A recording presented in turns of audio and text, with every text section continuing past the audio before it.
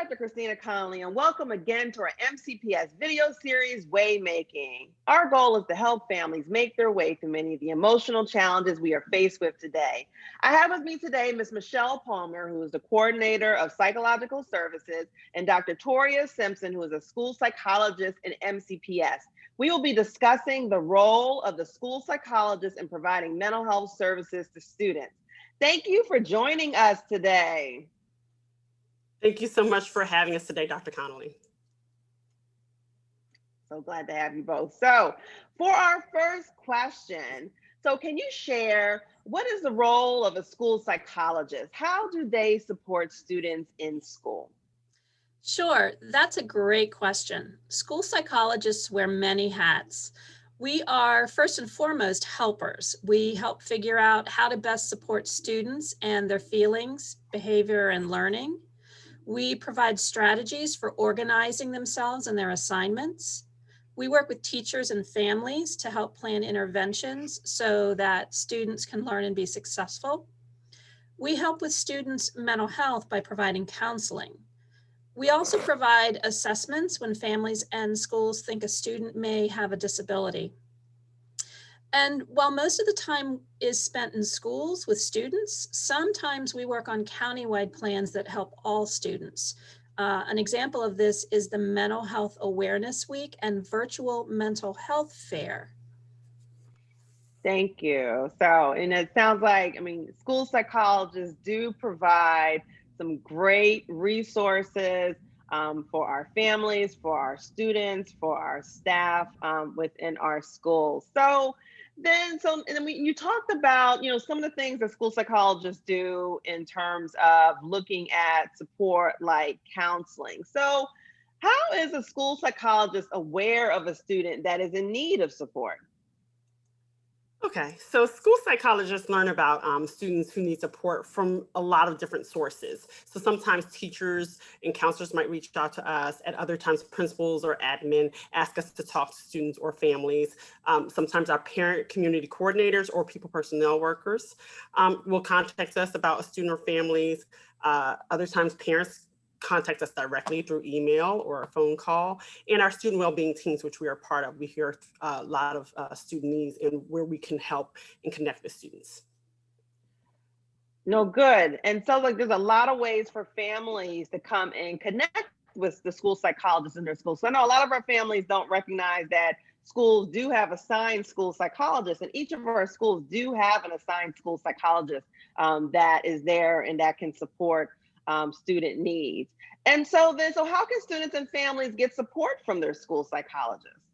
Okay, so there are a lot of different ways for families and students to seek support from the school psychologist. So families can come and talk to us through emailing or calling us directly or calling the school. Our emails are often on school web pages, and so they can find us that way. Also, students, especially in elementary schools, often ask their teachers or counselors to refer them to the school psychologist. Yeah, and some of the creative things that school psychologists have been doing since distance learning include Bitmoji classrooms that are usually on the counseling website, online office hours, parent drop-ins, virtual student socials. And these have allowed students and families to contact the school psychologist in a lot of different ways. Now, a list of the school psychologists by school can also be found on the Psychological Services website.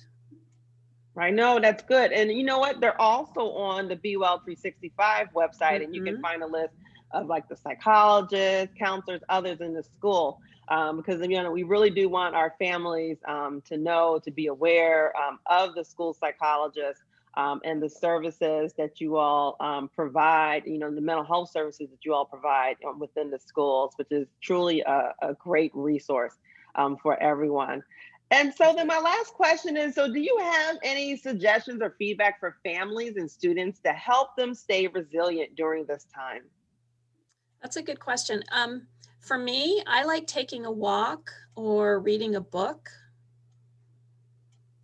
For me, I will begrudgingly say working out, because I say that begrudgingly because it's hard for me to get started, but I've never regretted a workout. So once I do it, I do feel more centered. I feel less stressed, but it is difficult to get dressed and get up early in the morning, or even, late at night after you had a long day, and go and work out. But it is really, really helpful.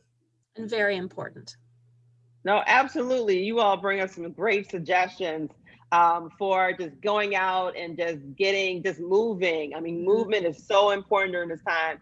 Whether it's because you're in a virtual setting and you're just sitting there all day on the computer, or you're back in the office and you're at your computer, or just whatever you may be doing, just getting up, taking the movement breaks. I know, like Michelle, I like to take a walk as well.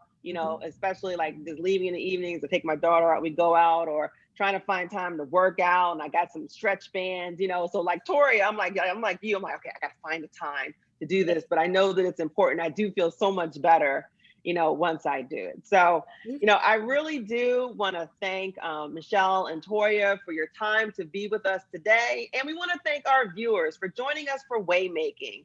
To send us additional questions and topics to discuss on the show, please visit the link on your screen. Also, please go to our YouTube playlist to find additional shows in our series. And please join us next time on MCPS Waymaking.